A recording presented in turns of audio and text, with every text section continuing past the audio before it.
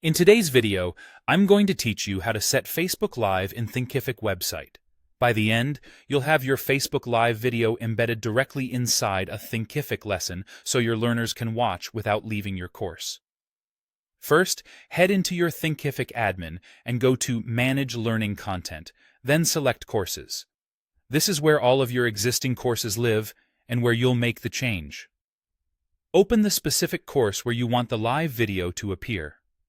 If your course has multiple chapters, decide exactly where it makes the most sense for learners to access the stream, before an activity, after a lesson, or in its own dedicated chapter. Inside that course, add a new text lesson in the spot you want the live video to display. A text lesson is perfect here because it supports HTML and gives us a simple canvas for embedding the player. Give the lesson a clear title so learners know they're about to watch a live session, and feel free to add a short description above or below the video to set expectations, like start time or interaction guidelines. Open the lesson editor and click Code View. This toggles the editor from the normal visual mode into the HTML view, which is essential for pasting embed code without Thinkific trying to reformat it. Now paste your Facebook Live embed code directly into the HTML. You should already have this embed snippet from your Facebook Live setup or scheduled event. It typically looks like an iframe. Paste it exactly as provided and avoid adding extra styling unless you know what you're doing, as that can affect how the player renders on different screens.